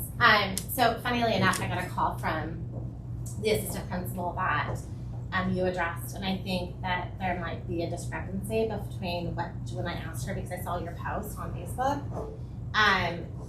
Sports bras are not allowed in classrooms, and they're not allowed on campus unless you do see them for sports. You see them. They're actually not allowed for sports either. My daughter's done cheer and they have to wear a shirt over their sports bra. That's different in your school, because they're not a shop. So I think that, you know, I saw the TikTok too, and I immediately made a call when I saw it. I didn't see a sports bra, so I don't know if it was something that got pulled down before I saw it, but I saw it. I didn't think it was appropriate. I addressed it immediately with the superintendent and the principal. I mean, I agree with you. It wasn't appropriate, and we made a dress code because we agree with you 100%. Bras should not be worn on campus, and no, a dress code is not a suspendable offense in the state of California, but there are other avenues. There's detention, there's Saturday school, and that is happening. But I would suggest you reach out to the principal and see. I mean, I don't know if you have a child on that campus or not, so I don't know where that information for you is coming, but I would 100%. You should. That's just rude. Your child is graduated too. I don't know why, because my kids are no longer in schools that has any relevance. Shari, I'm just trying to answer your question. I think you should 100% reach out to the principal and get your question answered, because I agree with you. I did. We I made called all 3 schools. Did you talk to Tina Miller at Chaparral? That name was assistant principal. Tina Miller is the principal. I would 100%, because we want the dress. I mean, we made the dress code. But there's the follow-up is where I want to know. You made the dress code. That's fantastic. It's so much better than it was when I had nothing. But where's the follow-up? Where's the consequences? Where's the policy? Policy and procedures. May I rephrase this because I'm hearing the frustration, and also I do have kids at Chap, and I drop them off, and I see them come. Not everybody's showing up and changing clothes in the school bathroom. There are kids that are showing up and they're scantily clad. You know what I mean? Yeah. And so when was the dress code enacted? So it was enacted this school year. When? At the beginning of the school year. And I saw some of these TikTok videos. The White Lies Spirit Day was brought to my attention, as was the Dress Your Type. That was in the same Spirit Week, which I felt like both of those themes were a little bit interesting, to say the least. But I think the big thing that a lot of parents are coming to is, what are rules without consequences? And so I would send that back to you. What are rules without consequences? I believe that they should be following the discipline. And that they're not, I mean, there's avenues for them to do that. That's what I'm saying.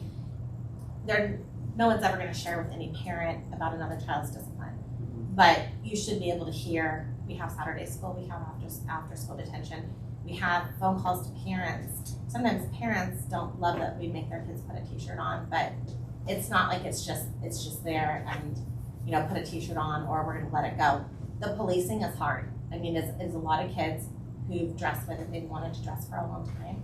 We love for parent partnerships so that parents can make sure that their kids are dressing appropriate too. I mean, that's important.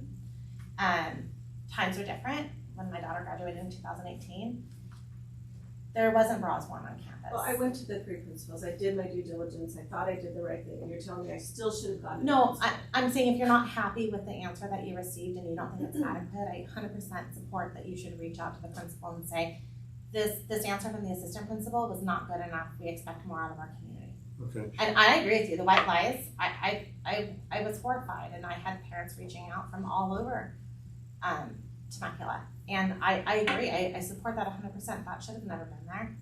I was super disappointed in the stuff I saw. I appreciate your question, Shari. I really do. And I appreciate you responding. I know that this is uncomfortable for everybody, because not everybody is going to be happy with any one of the answers, you know, the resolution that we're going to get here tonight, because, you know, at the end of the day, we're not going to get all the closure that we need. But we do have another lady here that would like to ask a question. Can you please introduce yourself and tell everybody what's on your mind? Yes, I'm Sally Nakora, and I have a freshman at Great Oak High School.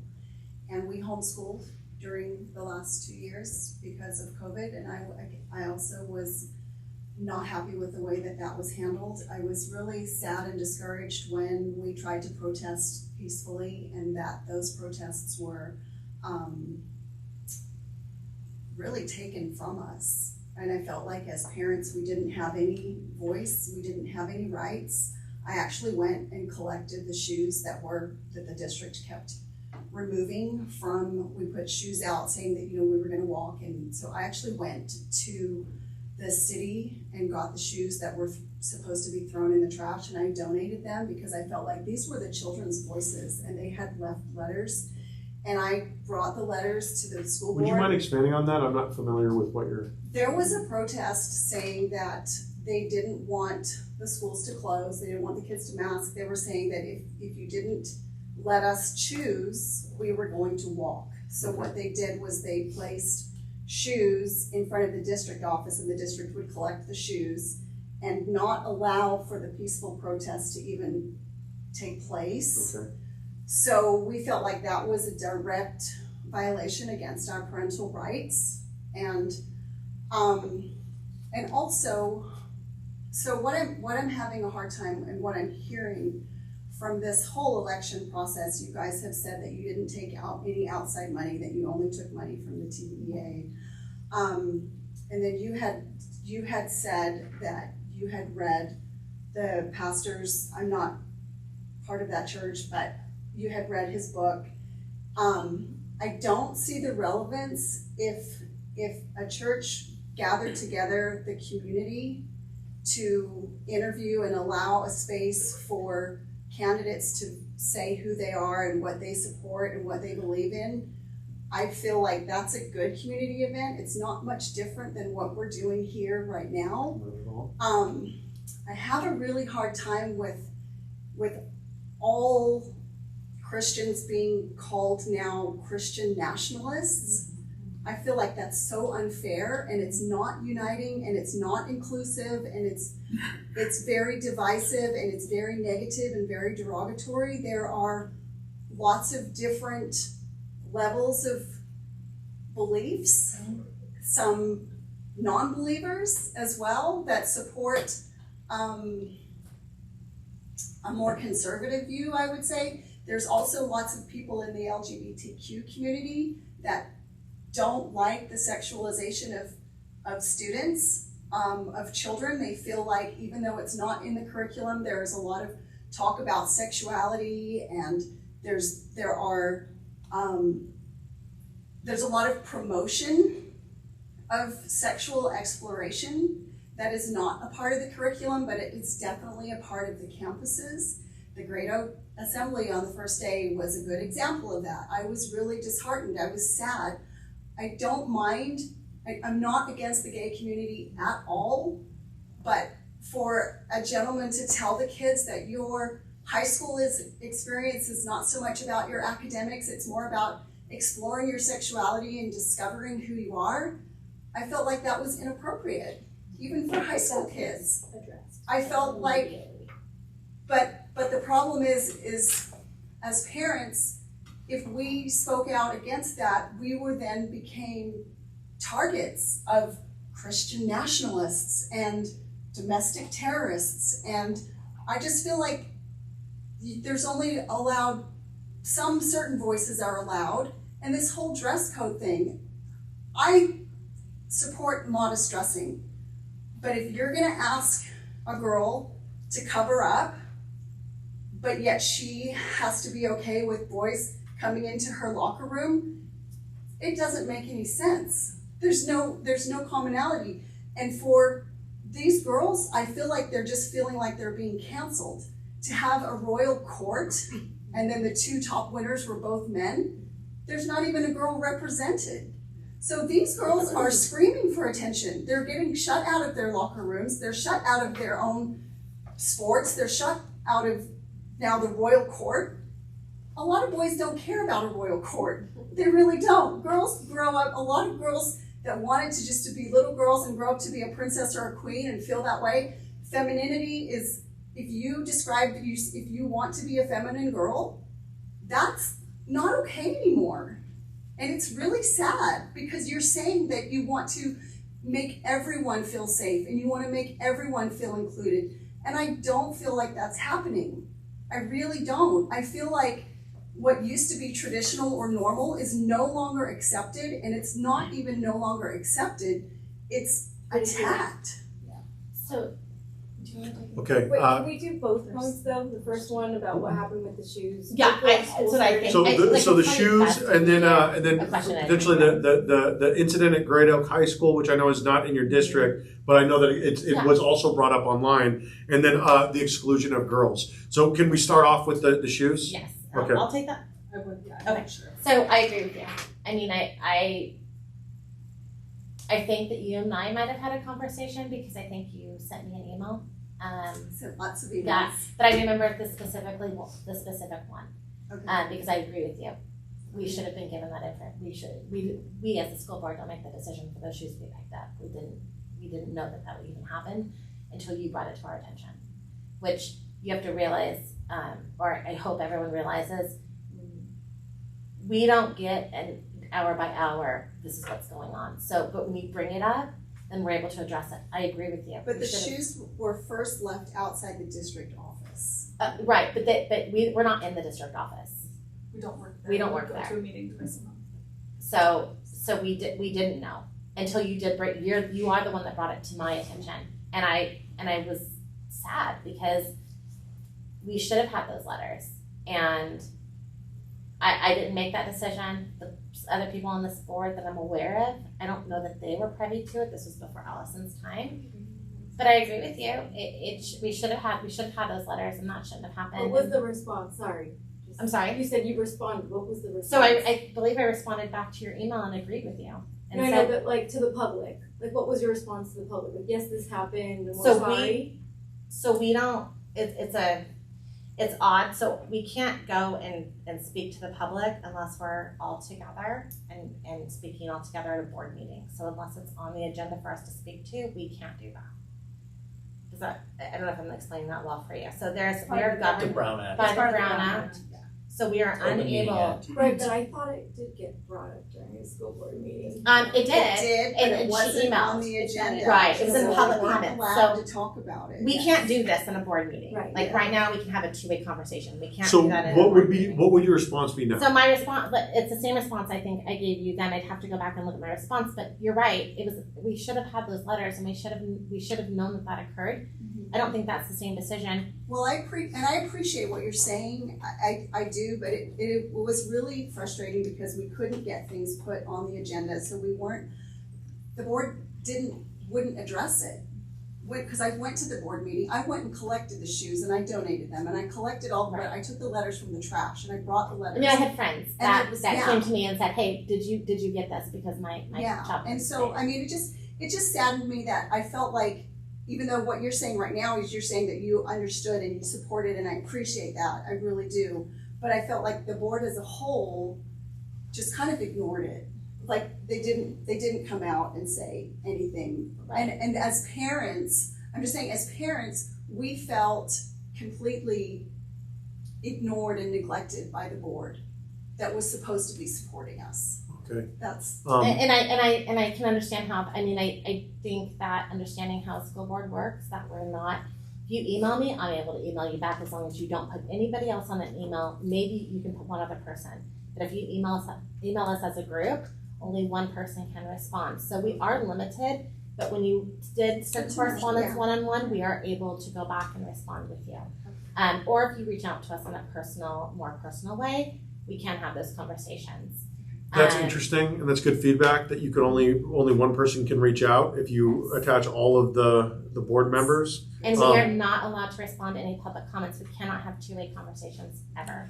I So would. if you want to put something on the agenda, there's a formal process. It's online, and you do it that way, and then that decision is made then by the board. But it's not. It has to be at least 2 weeks ahead of time because the agendas are made up because they have to be posted within a certain amount of time. You had two other components to the question, which I would like to address. You brought up, which I think is the Cousin Danny incident, which I don't know about, but I heard Jen mention on her interview. I did look up his website, and it looks like he's a Lakers choreographer or whatnot. I don't know what happened. He's cleaned up his website considerably. Okay. Okay. But Sure. He literally said that he literally mimicked in person that the girls should sit on the boy's dick. Like he Well, been like this is life. this. Yeah, I mean, sure. I'm a Democrat and Yeah. I'm like, wait Yeah. a second here. Yeah, that's So- too much for the so high I schools. was agreeing. And I'm okay with the verbiage, honestly. Okay. If there are adults watching, I can't imagine that there's a kid that's an hour and a half into a board meeting. Sorry. No, you're okay. It happened at a Um, high school, so- Yeah, and it happened in a high school. Yeah. And so the thing is, until we're acting in a way that's We're not appropriate blaming around you children, guys, though. so how was this situation handled? Okay, so when we have assemblies, it was our ASB director who chose this assembly. It's an approved list of, He was at a conference.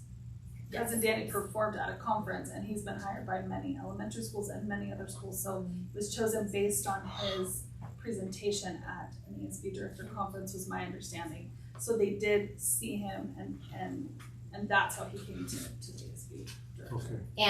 and we immediately heard about it. I wasn't there, but what I did hear, I was really appreciative of Amy Rick taking responsibility and apologizing. And it happened. There was 3 assemblies. It happened once, and every parent was emailed. And every parent that we sent to her, I saw the response back. It wasn't appropriate. There was the 100%. I mean, I don't think any of us will disagree with you. Okay.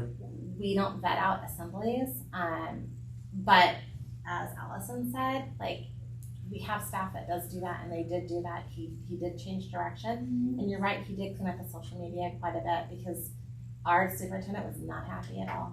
Okay. It sounds like we're 2/3 of the way there. Okay. Okay. And so the last one is what you mentioned was something we talked about earlier, which is the exclusion of the girls. There was not a girl on the royalty court, whatever it is that we're calling it. Girls are, in sports on the receiving end of superior athleticism from a lot of these boys. What do you say to the girls in this situation that might feel like their high school experience is being encroached on, and is it being encroached on? Okay. I think that a couple things. This isn't a school board. We no matter who's elected, they're not going to decide this. This isn't our in our area. And if we tried to do that, they would say, no, you're stepping over your boundary right now. So we don't make that decision. So are you saying the site makes the decision? Site makes the decision. Well, who hires the people that make these decisions? That's the point, is where does the accountability stop? And I understand what you're saying, and we don't blame you for not being in control of, every person that works here, but I guess the parents are trying to figure out, well, if we can't ask you guys to deal with it, which is fair, it's not in your realm, where do these buck stops? Well, one thing to understand too about how ASB works is that it's actually driven by the kids. So obviously it has the approval of adults. They're not just out there running wild, but it really is driven a lot by what the kids want to do, and what kind of spirit days they want. Of course, the adults have to, keep it within a standard, but a lot of it is what the kids want, and I can't speak to this situation in particular. I was not there, but I do know my daughter's involved in ESB, and it is very much driven by the kids and what they think is fair. I mean, that's good to a certain degree, but there's got to be guidance. Can I say that really quick? Yes. Last year's homecoming Yeah. were 2 females Okay. at SHAP. I was going to say that. So And we knew the boy that got, that Bumped got out. screwed, right? yeah. and It's So was- it would be nice if it could be a boy and a girl. So, but I think that again, my husband and I today, through baseball and our volunteerism through the district, had an amazing meeting with the superintendent or assistant superintendent Nicole Lash and our new AD director, because there are things that were very concerning to us on things that the boys weren't getting, and we went through the correct channels. And I think that part of the frustration through this election and through blaming our current board members or the candidates is we want to talk about the theys and the thems. They said this, or the them said this, or we heard from so-and-so, or we did whatever, but nobody's willing to do the legwork. I mean, Shari did, and she has a legitimate gripe, right? She has a legitimate gripe over a dress code issue, but the problem is that we say, I heard from so-and-so, and now I'm really pissed off because it didn't go the way that I wanted it to go. But people aren't looking into the reality of who's responsible for what. What's a side issue? What's an RSO issue? What's a CHP issue? What's a community issue? What's a parent problem? Like, nobody's taking the time to really deep dive into it, and we just want to be offended, and we want to be mad, and so we want to blame Barbara, or we want to blame Miss Barclay. Like, we don't take the time to say who's responsible for what. And I think that when we say we only had kings, okay, this year, yeah, it sucks, we only had kings. Year before, we only had queens, right? Or dress code is a certain way, but now we have a different culture of kids who are identifying differently and want to, be creative in how they expose themselves and how they represent themselves. And so it's a new culture and dynamic, and we have to figure out as parents how to hold not just our school sites accountable, not just our school boards accountable. How are we holding ourselves accountable? How are we holding our kids accountable, right? We watch them walk out the door. They're not buying their own clothes, right? None of our kids have jobs for the most part, right? So who's buying these clothes? Maybe we should get that. Well, as they should, right? Maybe they learn a little bit about life if they had to be Put that on the responsible. agenda. Right? Sure. But don't control everything. So I think to go back a little bit. We get back to To this rein it idea of Mhm. parent. I'm sorry, I'm super No, passionate it's- about it's this okay, but because I've we- been a part of this community for 18 years. We control Right? we hire and fire the superintendent. We do not give direction to principals, assistant principals, or to teachers. That is not, we're not allowed to do that. And sometimes board members struggle with that. But that is the reality. We don't give direction to staff. We only, if we want something addressed, we have to always work through the superintendent, who then addresses her staff. We don't tell him or her who to hire. We don't tell him or her who to fire. And addressing one more issue that you brought up. Please. I think that what makes a school board great is diversity. All 5 board members, we're all very different. We have different beliefs.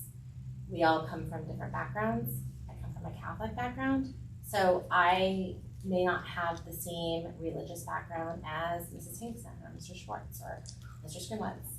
And I appreciate that, but I do feel like that the candidates that are running against you are being unfairly just all lumped into this 412 pack or whatever, and I don't even think any of them go to that church, but because they got invited to an event and maybe they got financial backing. You said it's expensive to run a campaign. I'm helping a friend with a campaign. It is expensive. But so if they took donations from there, now they're being labeled and they're being attacked. And I just feel like it's unfair because we're not talking about the real issues. We're not deep diving. We're just attacking each other. And and it makes me sad because I feel like it's not, and I appreciate the fact that if you say your board is diverse, that's awesome. I love that. I applaud that. But I feel like all the candidates are probably diverse, and it's not fair to just lump them all into just one Christian nationalist category that shouldn't exist. I think there's been a lot of attacks on both sides. I mean, this has not been a very, I'm disappointed in a lot of our communities and stuff that I've seen. I agree. I agree. It does. Because the other part of this is that we have adults acting like this, and now we have That's kids acting like this on campuses. Absolutely. So I would say that this has not been great. This has been a very difficult period of time. There's a lot of ugliness.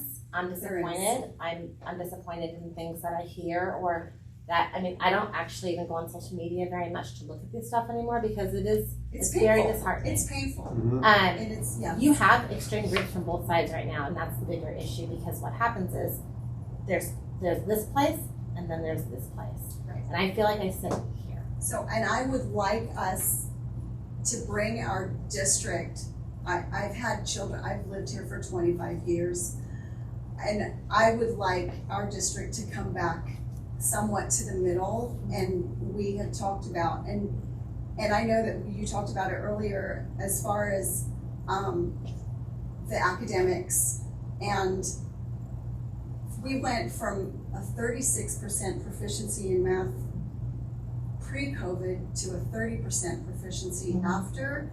I'm so sorry, but I feel like 36% proficiency pre-COVID is not good enough. It's not great. It's so not good I enough. agree with you. So I'm sure you've seen us. So I'd like to stop focusing on some of these extraneous things and go back to that middle of more of a focus on academics, but then I get labeled as a hater. I mean, I don't think anyone should be either side. I'm sorry that that's been your experience. I mean, I share that with you because I'm being called, it's funny because I'll look at my social media, it's like, you're a Democrat. I'm like, actually, I've never been registered as a Democrat. Happened so to me where that's yesterday. coming from. But I saw your, yes, our math, you got attacked as well. our math we've struggled with, and we have taken the money from COVID to bring math coaches in and intervention specialists in, because we know that's an issue. And you're right, we actually, none of that has been brought up during this election, which is disappointing. Because really COVID is kind of this top tier, almost like on a wedding cake, and it's the cake topper. Trust me when I say that we were busy before COVID, this was a disaster. Mm-hmm. Not one that as a parent, I ever want to relive again. I want my grandkids to ever have that happen again.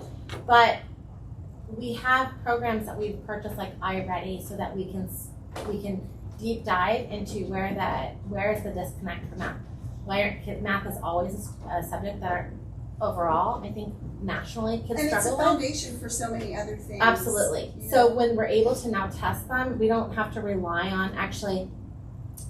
Before the state standardized testing was so much a part of the kids' grades when they took them, it's not anymore. But we have now the iReady program so that we can section by section see exactly when the kids are doing the program, where the deficit is, and address it there so that it's not being passed over. Kids aren't missing out on something that should be the building blocks. Do you think math scores have slid since the introduction of Common Core, which is not something you have control I don't know. Yeah, I wish I could answer that. Because I see these word questions. My dad has a bachelor's in math and he's a software engineer, and he's like, what is this? We've gone around and around in our household with our kids who are trying to do their math homework and they don't understand, and honestly we tell them, and then the teacher tells us we're wrong. Because Add it to the agenda. Yeah. I don't disagree. I agree with you, but I don't know the answer. So now we have a granddaughter in the school system as well. So I'm not going anywhere. For the sake of time, guys, and I would encourage everyone to stick around. First off, I just want to say that I'm grateful to the two of you, but I'm also grateful to everybody in the room that showed up, because it's very clear that we all do not agree on everything, but we're trying to find common ground. And not only is that okay, it's good. It's great to disagree. And so thank you for talking to a lot of that. Thank you for answering these questions. I'm not kicking anybody out. I'm going to leave the building open. I do encourage Jen, Danny, Dr. K, Jason. I'm happy to do the same event for you on the 26th of this month in 2 nights. I'm also happy to do the same event on November 1st. I have one more question for the two of you. There are a lot of labelings that go around. Christian nationalist. There's a lot of finger pointing, and it happens from both sides. If we can dehumanize the person, if we can discredit them, if we can label them, we don't have to talk about ideas. It's been happening with me during the process of this. It's very convenient to do something like that and then deplatform somebody. What I would like to do here as your final question is, of course, a lot of this is painful. It's bullying, and then it goes down to our kids bullying each other because they're learning how to act by watching things like this, how we're acting. So what is your message to your opponent and to parents to end the night? So I think that I thought about this because I thought, we've gotten a little out of control in this election. It's never been like this before. I would say that the election's going to be here, and win or lose, whoever wins has a huge job to do. And I think we need to stop being on opposite sides and probably be on the same side to accomplish more to make our community the way that it's always been. Amen. Allison, what do you have to add? Yeah, What would be your message to your opponent and then to parents? Absolutely. I just think it's really important to really keep our focus on the kids. That's, like I said before, it's literally been my career since I was 18 years old. I have 4 of them myself. That's why I joined the board. That's why I'm involved in the community. That's what my life's work has been. And really keeping our focus on the kids and what is best for them, I think is important. And I think, I've been impressed by the experience that all of our incumbents have in the community, not just on the school board, but our involvement in schools, in the community, with lots of groups. And I think that's definitely something to consider when you're looking at who you're voting for, is who has those ties to the community, who has that experience volunteering in schools, been in classrooms, been in different parent groups, been involved in any community organizations. I think that's vital because that's how, Barbara literally knows everyone in French Valley. I'm always so impressed. But her longevity really speaks to that. And I think that those are really important factors to consider. And at the end of the day, it's about the kids. And that's where we need to keep our focus that, the election's going to end and we might be here and we might not. But hopefully we will all continue to work together for the kids. Well said. There's a lot of good things to say about this community. And the truth is, it's a very passionate community. There's a lot of parents that care a great deal about their kids. And there's a lot of kids that are going to bed tonight and they're not wondering whether or not they're loved. And that's the truth. So thank you for showing up. Thank you, all of you for showing up. I appreciate it. At this point, we are going to cut the live feed. And thank you, everyone, for watching. Thank you to Barbara Broche. Thank you to Allison Barclay. Thank you to Adam Skumowitz and Sandy Hinkson. And also thank you to Jen Wiersma, Danny Gonzalez, Jason Craig, and Dr. Komrosky for running. I think it's incredibly important to have a passionate dialogue about our democratic system. Otherwise, we lose it. Okay? So thank you all for watching. Everybody have a good night.